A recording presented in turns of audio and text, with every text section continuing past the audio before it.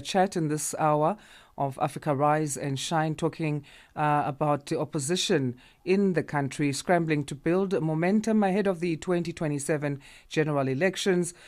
Cracks are reported to be showing within the newly formed All Democratic Alliance, and one wonders there, in terms of the leadership of opposition, what that will plan out to be as Nigeria is gearing up for elections in 2027. Some seeing this as not really a collaboration, as there's struggles for power within this coalition, but others seeing it maybe as a new dawn in the democracy of Nigeria. We're going to be unpacking this with a political analyst and a member of the West Africa Democracy Solidarity Network.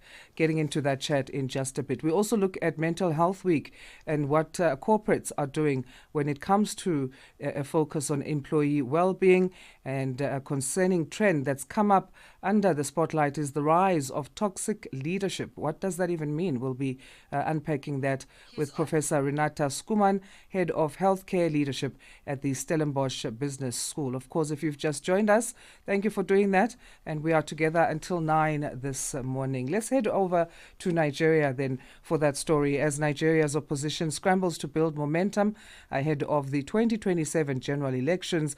Cracks are already showing within the newly formed All Democratic Alliance. Peter Obi has confirmed he'll contest the presidency, but firmly ruled out running on a joint ticket with fellow coalition member Atiku Abubakar. To unpack what this means for the opposition, Nigeria's democratic future, and broader political trends across West Africa, we're joined now from Abuja by Austin Aigbe, political analyst and member of the West Africa Democracy Solidarity Network. Austin, Kedu. Good morning. I hope you're well there in Abuja. Let's talk about your interpretation, first of all, of Peter Obi's decision to confirm his 2027 election bid, while also rejecting a joint ticket with Atiku Abubakar. What do you make of that? Thank you, and thank you for having me, and good morning, everyone. So what is happening right now is that people will say that Peter Obi is confirming to run. Arguably, Peter Obi from 2023 elections have been building momentum ahead of the 2027 election. So a statement about confirmation that they will run, for me, is just a statement, because I knew from the time he started moving from political allies and making visitation, it was clear there was building political momentum. And what is happening with the ADA, like you mentioned, is a combination of actors who want to wrestle power from the APC, that's the All Progressive Congress, who is the ruling party at the moment.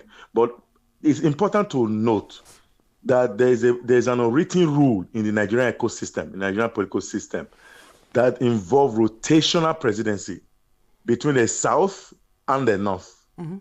Former President Muhammadu Buhari is of the North, and he did his 8 years in power.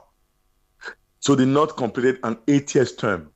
So now Bola Ahmed Tinubu is of the South and is yet to complete a 4-year term. So he's hoping to do an 8-year term. So the South is supposed to do an 8-year term. So what Peter Obi has eventually agreed to do, which is new in the narrative, is that he has agreed to run for just 4-year term to complete the 8th year of the South. So this is more of a replica of what happened during President Jonathan's administration. President Jonathan came in on a ticket that was supposedly of the North, but he became president and altered the calculation. So he wanted to continue as president in 2015. That political calculation halted him, and he lost the election as an incumbent. So that's exactly what. So Peter Obi's coming in is to complete the South. So there is even no way he could run with Atiku Abubakar. And Atiku Abubakar cannot be his vice president. So he can only be vice president to Atiku Abubakar, because Atiku Abubakar has been vice president of Nigeria under former President Olusegun Obasanjo. So if Atiku comes in, it will be a northern agenda, which will alter the political calculation. So, who are some of the other key figures within this All Democratic Alliance or ADA coalition, and what kind of experience and expertise will they be bringing into it to ensure that it is a successful opposition coalition? Fantastic. So right now, even though the ADA has not been fully registered, the Electoral Commission has rejected part of the registration that is incomplete. So we are hoping it does get registered before 2026, because what is happening right now in Nigeria had happened before. It happened in 2013, ahead of 2014, towards the 2015 election, when the APC, the ruling APC now, was formed. It was formed because there was a lot of fragmentation in the ruling PDP, the People's Democratic Party, at that time. So who are the figures? There are a lot of them. Everyone who is angry with the APC are members of the coalition, including former governor of Kaduna State, a Northwest state, who played a huge role in dismantling the PDP of that time, Nasiru El-Rufai, including Atiku Abubakar, who also part of dismantling the PDP at that time, including Rotimi Amechi, the then governor of Rivers State, who was part of those who formed what they call a new PDP that eventually moved out of the PDP to form part of the APC of the ruling party of today. And including all other actors, too numerous, all other actors who are literally angry with this administration. So as you may be aware, the APC is gradually heating up from within. The National Party chair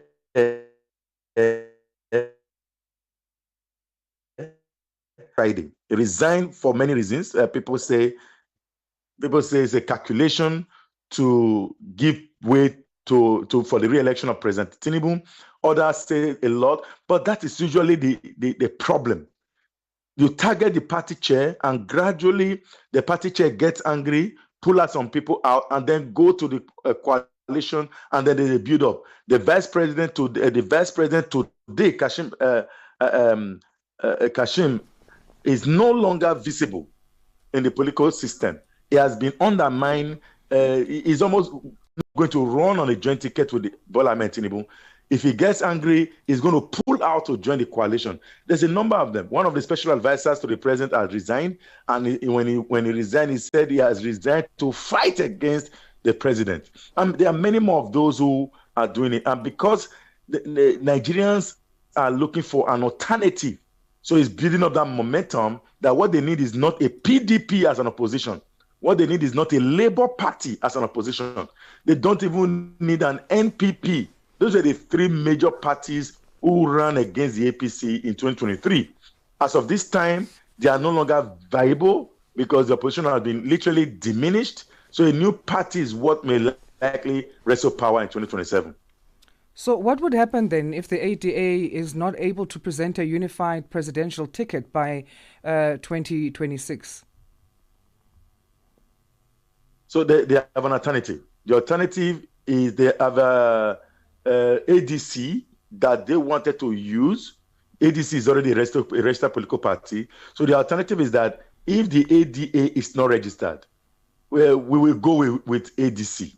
So ADC is already positioned as plan B for them. It used to be plan A, ADC, because at some point they all organized around ADC. Suddenly, they just come up with a registered name, and they wanted to register a new political party. But I think the essence of registering a new political party will be better for them. In Nigerian ecosystem, political parties are owned. It's very funny though. Political parties are owned by certain individuals or certain cabal. They control the party. Unlike the ADA, where ANC, where you have a historical structure. In the Nigerian political party system, which is very weak, they have people who register political party based on just contesting election. After the election, those parties are no longer relevant. They literally go under the carpet. So what ADC provide as a challenge is that those who own, in quotes, those who own the ADC may want to promote a narrative of ownership. And for folks who are coming in to use it as a coalition political party, may not enjoy that narrative. And that would be a challenge. So registering a new political party will be an advantage, because that's exactly what happened in 2013 ahead of the 2014 ticketing and all of that, where there was a part of PDP. And just before we run out of time, because we're completely running out of time, I want to find your thoughts around how civil society, and especially groups and networks such as yours, can help support issue-based campaigning over this North versus South type of campaigning or politics in this climate. The civil society has done is big. Usually the focus is on engaging the Electoral Commission on dealing with hate speeches, because hate speeches is almost a domain during campaign, is to focus on issue-based. And part of what we usually do is to have debate, national debate, for focus on issues. How do you intend to deal with poverty? How do you intend to deal with the fuel subsidy? In 2023 elections, the debate around fuel subsidy, virtually all the candidates agreed on fuel subsidy removal. So when the president came in on day one and removed fuel subsidy, and Nigeria eventually complained, his handlers agreed that he mentioned it during the campaign, that is part of the issues he wanted to address, and he addressed it. Why are people complaining? Right. But Peter Obi at that time had said that if he was president, he would have removed subsidy, but with a different dimension. So it's usually that's where we usually focus. Civil society forces these political actors to address some of these issues that pertain to Nigerian people. Austin, we're going to leave it there for today. Thank you again for your time. We appreciate it. Thank you. Thank you very much. Austin Aigbe is a political analyst and member of the West Africa Democracy Solidarity Network. A fresh morning,